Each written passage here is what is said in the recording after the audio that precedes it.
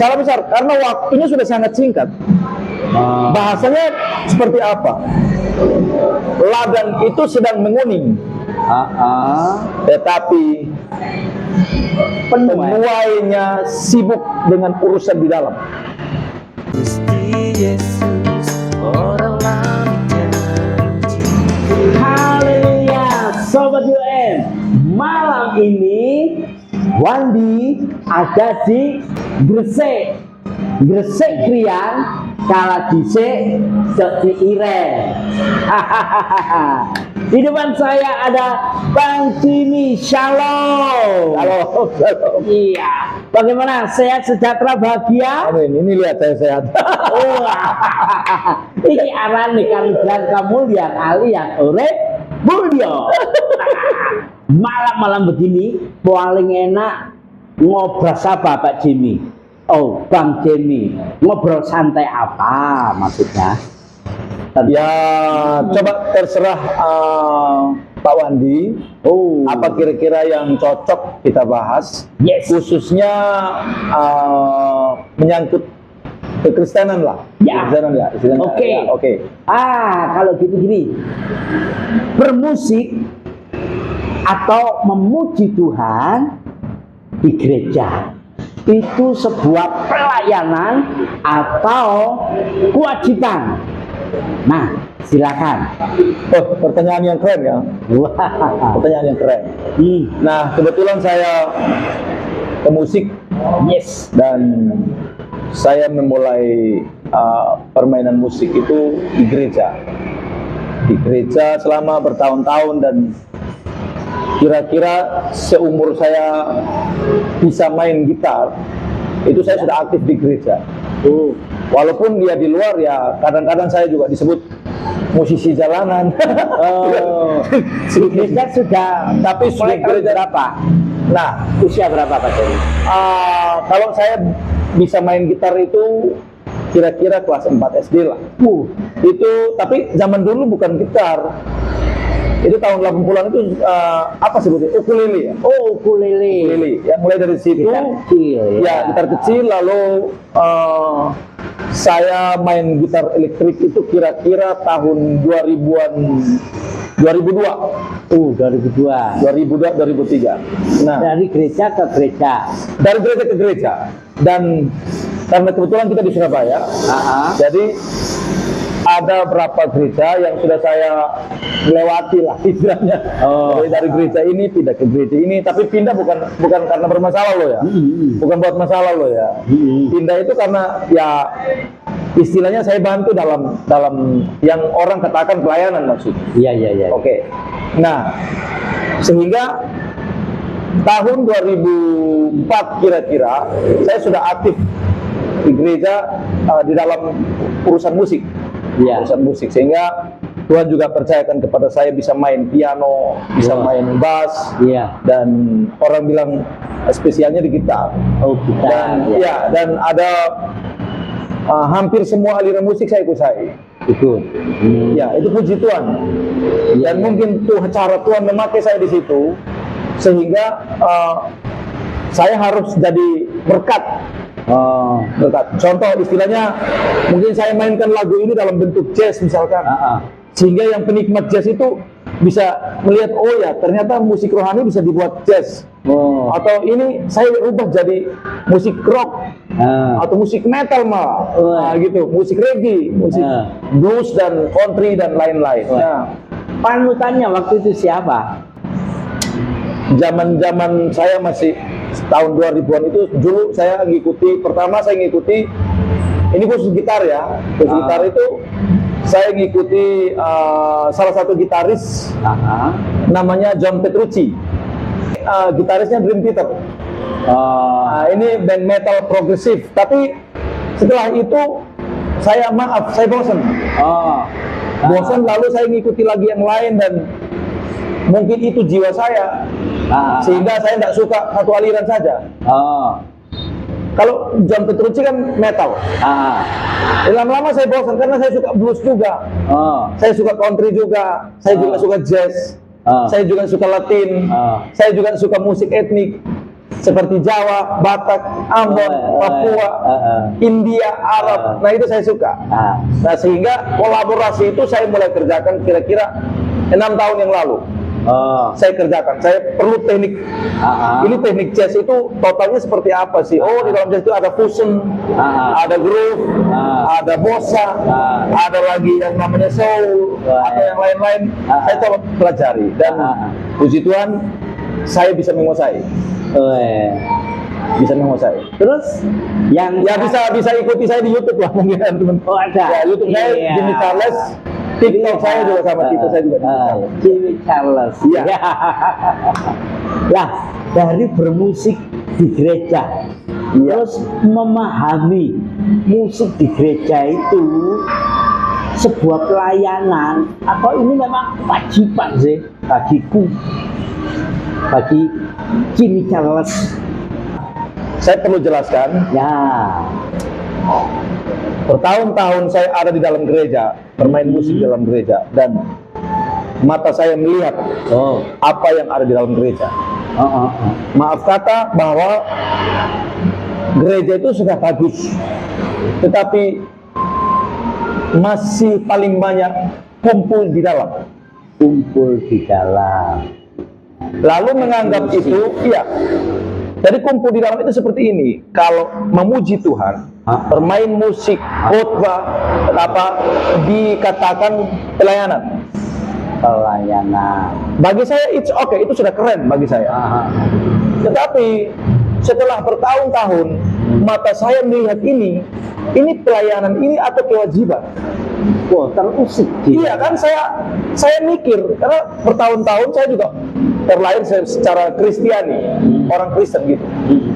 Tetapi mata saya melihat apa yang ada di gereja, kumpul-kumpul nyanyi-nyanyi memuji Tuhan. Iya. Lalu menganggap itu pelayanan. Silahkan, itu ya mantap lah. Itu mungkin menurut konsep orang menganggap sama seperti suku Lewi dikhususkan untuk memuji Tuhan. Lalu dianggap itu pelayanan. Iya. Silahkan, tetapi bolehlah saya berasumsi bahwa sebenarnya memuji Tuhan itu atau bermain musik itu adalah suatu kewajiban bagi orang yang percaya Tuhan Yesus maksudnya. Kenapa? Pelayanan itu sebenarnya berurusan dengan jiwa. Nah, saya pikirkan ini kumpul di dalam gereja, sementara panutannya yang disebut dengan Tuhan Yesus kerjanya di luar. Paradok. Ngerti maksudnya ya? Paradok. Ya, kerjanya di luar ya. Kerjanya itu hari ini ada di bukit, lalu ada di danau, lalu ada di mana lagi? Duduk dengan pemungut cukai, makan dan minum bersama orang berdosa. Lalu kerjaannya apa lagi? Duduk dengan perempuan yang kedapatan berzina, menyembuhkan orang. Ini menurut saya inilah yang dikatakan pelayanan. Jadi pelayanan konsep saya adalah di luar gereja, di ruang terbuka, di lapangan. Kalau di dalam gereja bagi saya kewajiban. Kamu sudah terima Yesus, kewajibanmu ya memuji Tuhan. Apalagi kalau kamu pelayanan minta timbal balik, minta imbalan, wah, cilaka bagi saya kalau menurut saya. Ya kan, PK. Kan gitu. Itu kan kekinian. Kenapa kekinian? Karena konsep ini sudah berubah abad ke abad sehingga masuk sampai ini berubah secara total. Fokusnya kemana? Fokusnya akhirnya larinya ke perkumpulan atau organisasi yang disebut dengan agama, doktrin lagi, dogma dibangun oleh manusia. Padahal gurunya itu sibuk di luar. Gurunya itu panutannya itu sibuk di luar, menemui jiwa-jiwa. Iya kan gitu loh. Di luar. Dia berinteraksi dengan orang, dia ketemu orang, walaupun istilahnya debat atau ketemu dengan orang susah lagi nolong, lalu orang sakit disembuhkan. Ini pelayanan namanya. Iya. Nah, kapan orang Kristen melakukan ini kalau kumpul di dalam melulu? Kapan? Mesti didorong keluar. Memang kalau itu kalau kalau kita dikatakan, oh itu tugas penginjil, oh salah. Oh. Salah besar, karena waktunya sudah sangat singkat. Bahasanya seperti apa? Ladang itu sedang menguning, tetapi penuainya sibuk dengan urusan di dalam. Ya, kan sama seperti inilah. Ya. Tuayan banyak, pekerja sedikit. Kenapa sedikit? Karena yang lain malas. Urus-urusan di dalam maksudnya. Bisa dikatakan itu di antara kita, di antara saya sama sampean. Nggak usah kita ngesok bahwa kita sudah melakukan itu. Tapi mudah-mudahan melalui cerita-cerita seperti ini mengajarkan kepada saya yang bicara juga. Saya ini bagian mana? Tidur-tiduran kah? Atau melakukan apa yang dilakukan gurunya? Nah, ini penting sekali untuk dibahas. Dan mudah-mudahan teman-teman yang mendengarkan ini. Jadi konsep saya menganggap memuji Tuhan bermain musik di gereja itu adalah kewajiban, tidak tertulis di Alkitab. Tidak tertulis di Alkitab. Kalau Bang Jimmy, ya, setelah tahu, oh aku mesti keluar, menjangkau keluar. ya. Kira-kira yang dikerjakan di luar itu apa, Bang Jimmy? Yang pengalamannya Bang Jimmy. Jadi gini ya, gereja itu kan artinya eklesia. Eklesia. Eklesia itu dari gelap ke dalam terang. Keluar dari gelap, Gelap ke dalam terang. masuk ke dalam terang. Dalam terang. Iya, gitu ya. Yes, eklesia. Jadi dipanggil eklesia keluar. itu pasti punya lawan kata, itu inklesia. ke dalam. Dan eklesia itu kan keluar. Nah, dalam artian gini lah. Kalau dari gelap ke dalam terang, saya ini kalau bersinar di sini di tempat yang terang ini, terang saya nggak kelihatan, nggak ada gunanya. Di tempat yang gelap, Nggak ada gunanya, gitu loh maksudnya. Iya. Nah, banyak maaf kata, banyak gereja sekarang itu di dalam berdoa minta Tuhan untuk bekerja di tempat gelap, bawa orang dari gelap ke dalam terang. Menurut saya, maaf kata, ini doa yang keliru. Yang benar, Tuhan bawalah jiwa-jiwa ke sini, lalu Tuhan tanya balik, kamu ngapain? doa. Gitu ya, itu maaf ya, itu cara berpikir saya gitu loh. Dalam artian gini loh, Tuhan bisa kok membawa orang dari gelap ke dalam terang, itu bisa, sangat bisa. Tapi kenapa kelihatan seperti tidak bisa? Karena menunggu kamu yang duduk diam di dalam terang. Berarti pergilah gitu loh maksudnya. Jadikanlah. Iya, jadikanlah. Bangsa. Kata jadikanlah. Jadikanlah itu kata kerja. Betul. Jadikanlah itu nggak gampang. Kan jadikan itu ciptakanlah. Jadikan itu sama dengan ciptakanlah. Ya kamu yang harus ciptakan. Ya gimana kamu mau ciptakan, kamu duduk diam di sini. Nah, ini cara berpikir saya yang mudah-mudahan mendidik saya sendiri juga. Bersyukur-syukur kalau teman-teman juga merasa diberkati dengan konsep yang seperti ini. Jadi gini, kita nggak bisa menangkan orang kalau kita nggak keluar. Iya. Kalau kita nggak keluar nggak bisa. Kalau hanya mengharap Tuhan jawab. Saya nggak bilang Tuhan jawab ya, tapi dia sudah bekerja. Selama berapa tahun dia bekerja? Nah, terus untuk apa dia kerja lagi? Kan saya tugas kita. Sama kayak Petrus keluar dari Roma, ketemu Tuhan di tikungan. Tuhan mau kemana? Aku mau ke Roma, disalib. Lalu Petrus baru sadar, aku saja yang mengerjakan. Ternyata itu maksudnya. Iya, nah sama seperti Paulus bilang gini, celakalah aku jika aku tidak memberitakannya. Iya. Kan gitu maksudnya. Nah, ini bukan hal yang baru. Ini sudah ada tulisan ini di Alkitab. Teladani aku seperti aku meneladani. Nah, kan begitu. Nah, Iya. makanya kayak teman-teman urusan di dalam, seperti kemarin ada teman-teman tanya saya urusan di dalam, masalah baptisan lah, masalah bahasa roh lah, masalah apalagi yang sekarang lagi diributin, perpuluhan kan lagi, itu masalah di dalam. Sibuk-sibuk di dalam, rebut-rebut di dalam, pertahankan kelompoknya di dalam, rebut-rebutan istilahnya surga miliknya dia, yang lain nggak bisa masuk surga. Doktrinnya dia yang masuk surga, doktrin ini nggak masuk surga. Ini sibuk di dalam, lupa kerja di luar. Panen lagi nunggu. Iya. Siapa yang datang? Tapi ini pekerjaannya sibuk di dalam, berantem di dalam. Berantem di dalam kapan? Nah, pelajaran ini bukan untuk teman-teman, tapi saya bicara untuk diri saya sendiri. Iya. Dan kalaupun teman-teman mendengarkan ini dan ini jadi berkat, keren. Lah, Pak Jemi, Iya, kan sudah jelas ya, iya. mesti keluar. Keluar. Nah, begitu keluar, apa yang Pak Jemi kerjakan, Bang Jemi kerjakan di luar selain bermusik di gereja tadi? Gini loh, konsep yang dilakukan oleh Tuhan Yesus itu simpel dan sederhana.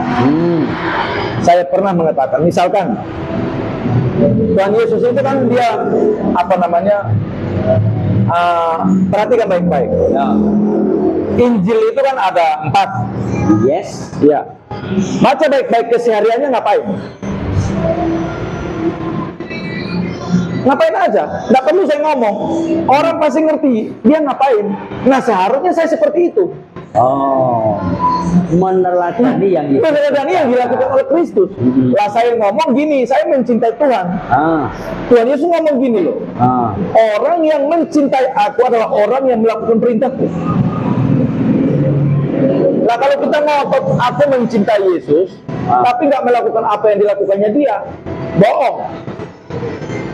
Pak Jemi, ada contoh yang real yang Pak Jemi sedang kerjakan ini di luar ini, selain seperti ini apa?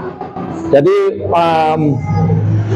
tidak mungkin lain kali saya akan mengungkapkan cara kerja saya karena ini media sosial. Sehingga Ada contoh menjangkau jiwa-jiwanya, gimana kira-kira? ini cara saya. Saya menganggap gereja itu, Pak. Gereja itu adalah di mana saya berjumpa dengan orang dan saya membicarakan firman Tuhan. Itu gereja. Di luar itu yang dikerjakan. Iya. Yes. Tidak harus gedung gereja. Konsep gedung gereja itu kan kita mikir ada gereja, bangunannya lansip, ada salib di situ, kita pikiran kita ke situ kan. Padahal gereja itu ketika 2 orang berkumpul menyebut namaku,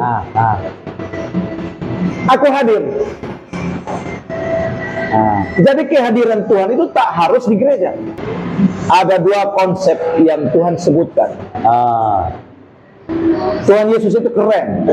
Dia membuat sesuatu itu kadang dia cuma simpulkan 2 kalimat. Bagaimana caranya supaya kamu berkenan? Dia cuma ngomong, kasih Tuhan Allahmu dan kasihlah sesamamu manusia. 2 top Seperti dirimu sendiri. dia nggak ribet. Kita ngomong hukum haram apa halal. Dia ngomong yang masuk tidak najis, yang keluar yang najis. Iya. Simple. Kita lagi ribut perpuluhan. Dia cuma ngomong, bayarlah kepada kaisar dan Apa bayarlah yang kepada kaisar. Tuhan apa yang menjadi haknya. Iya. Simple sederhana. Kita yang ribut. Kalau orang bertanya ke dia dan pertanyaannya itu menyerang, Tuhan Yesus balik bertanya. Jadi kesimpulannya apa? Menjawab pertanyaan dengan pertanyaan. Nah, saya kembali lagi, ada berapa konsep yang Tuhan sebutkan. Jadilah garam dan terang.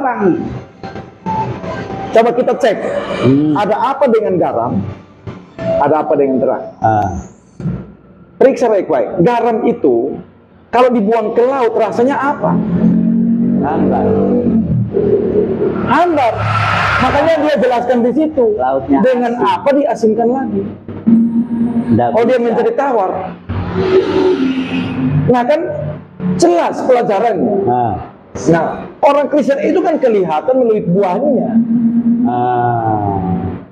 Bisa dinikmati. Dinikmati gitu loh buahnya. Kamu bisa nggak perlu kamu ngomong pun, istilahnya orang lihat buah kamu tuh orang sudah tahu ini murid Tuhan Yesus.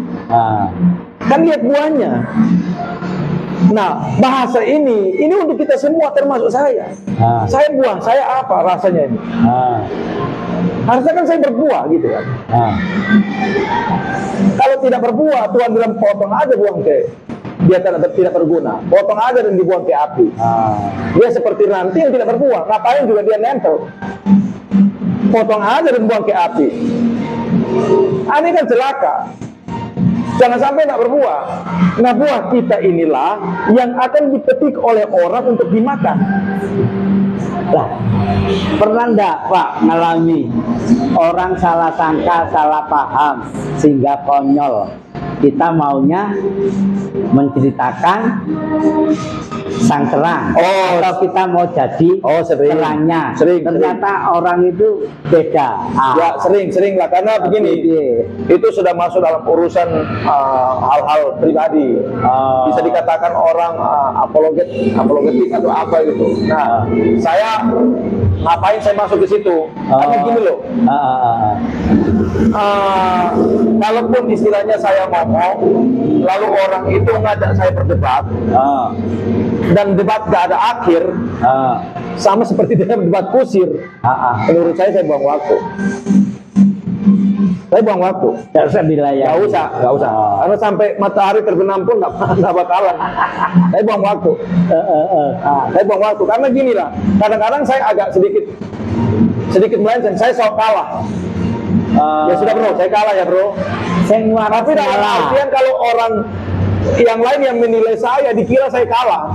Padahal konsep saya buang waktu. Lebih baik. Lebih baik masih ada yang menunggu saya di sana untuk saya ngomong sama dia.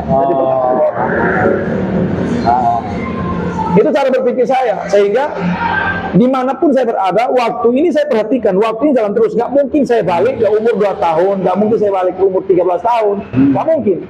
Saya sudah 43, ntar lagi 45, 50. Mati malam ini siapa yang tahu? Gak ada yang tahu. Yang saya pikirkan pertanggungjawaban setelah saya mati. Itu yang saya pikirkan, sehingga konsepnya apa? Pikirkan perkara di atas. Fokusnya di atas dulu. Kalau fokusnya di horizontal, di bawah, ini keliru menurut saya. Iya enggak? Fokus di atas apa? Fokus di atas itu bisa perkara, dijelaskan. Oh iya, perkara di atas itu kan perkara surga. Jangan sampai enggak masuk surga. Iya. Jadi hidup ini disiapkan untuk masuk dalam kerajaan surga. Masuk surga dimulainya dari sekarang ini. Ya. Otot sampai nggak masuk. Wah, celaka. Celaka ini. Iya. Saya nggak ngomong upah dulu. Upah itu urusan kamu kerja apa enggak. Makanya kan tadi saya singgung. Kalau saya kerja pada Bapak, saya minta upah dulu. Bapak bilang gini, kinerjamu apa? Kan kamu harus kerja dulu, baru saya bayari kamu. Lah orang Kristen zaman sekarang minta upah dulu, baru kerja. Fokusnya di perut, fokusnya di horizontal. Seandainya dia bekerja dan dia tunjukkan kinerjanya baik, bosnya akan perhatikan apa yang mau diupahkan ke dia. Gitu loh maksudnya. Gak mungkin lah, contoh lah Pak. Saya kerja pada Bapak, saya kerjanya itu pokoknya kerja mantap lah gitu. Bapak menilai, wah anak ini kerjanya bagus ya. Gak mungkin Bapak nggak gaji saya, gak mungkin. Bahkan bisa ngasih bonus-bonusnya. Ini loh bonus untuk kamu. Kan saya sudah lihat hasil kerjanya. Lah kalau saya tiap hari datang memuji Bapak, terpujilah Bapak, terpujilah Bapak. Memuji toh, tapi disuruh kerja nggak mau. Cuma memuji toh, puji Bapak, puji Bapak. Gitu. Lama-lama saya pecat saya. Gitu. Saya dipecat. Kenapa dipecat? Ini mau memuji saya toh, tapi nggak mau kerja. Enak. Nah itu maksudnya. Maaf kata, ini yang ada di gereja. Berarti kalau Pak Jokowi dong, kerja, kerja, kerja. Konsep yang dilakukan Pak Jokowi itu keren banget, seharusnya ditiru. Ah, Sorry ya, ditiru. Omongan sama dengan hasil kerja sama dengan omongan. wow, Sinkron. Loh, itu yang dilakukan Yesus. Bicarakan apa yang dikerjakan, mengerjakan apa yang dibicarakan. Kalau orang zaman sekarang bicaranya pandai, nggak ada hasilnya. Makanya tadi saya bilang sibuk dengan urusan di dalam, merasa pintar sendiri di dalam, yang lain celaka, yang lain masuk neraka semua. Saya sendiri yang masuk surga. Yang ini nggak terima, serang balik, terus serang menyerang. Kapan? Waktunya udah selesai. Kamu sibuk di dalam, panen itu nunggu kamu di luar, ladang sedang menguning. Saya bicara seperti itu, pahami apa ladang itu. Pasti tahu ladang itu apa. Apa? Sendiri simaklah, sendiri baca. Orang fisik kalau nggak paham ladang itu apa, cukup banget. Pak, kadang orang Kristen kan kendalane. Kok aku dianggap kristenisasi. Tuh, saya kata Kristen, kata Kristen itu muncul di Kisah Para Rasul. Yes. Nah, Kisah Rasul 11 ayat 26 ya. ya, saya jelaskan dulu. Kata Kristen itu bukan murid-murid yang angkat bendera dan mengatakan bahwa kami Kristen. Bukan. Bukan. Pertama kali mereka disebut, kata disebut itu orang yang menyebutkan mereka. Udah paham? Oh, julukan orang. Julukan orang lain. Ngerti nggak maksudnya? Iki loh. Ngerti nggak maksudnya? Kristen gitu ya. Di mana? Di Antioquia. Berarti orang Antioquia itu yang menyebut murid-murid itu Kristen. Sehingga kalau saya ngomong kasar, Pak, lebih baik saya tidak beragama. Terus. Tapi saya bertuhan. Yes. Bertuhan. Tuhannya. Karena konsep agama itu dibangun oleh manusia. Abad keberapa, tahun berapa kita nggak pada tahu. Buka Google aja udah tahu. Pendirinya siapa yang mendirikan itu tahu. Saya lebih senang nggak disebut beragama, nggak apa-apa. Saya memiliki Tuhan. Tuhan saya namanya siapa? Yesus Kristus, selesai. Yesus Kristus, ya. Karena yang bisa bawa saya ke surga ini Yesus Kristus. Yohanes yang tiap hari jalan sama Tuhan Yesus nggak bisa bawa saya ke surga. Apalagi yang lain-lain yang belakangan ini, maaf kata, nggak bisa bawa saya ke surga. Nggak bisa, nggak bakalan. Ya bukan artinya sok gini ya, tapi gini loh maksudnya. Nah, Abraham itu gak bisa ke surga ya Allah.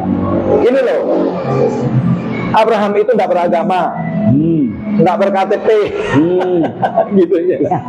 Kelurahan muncul. Tapi Tuhan Yesus bilang gini,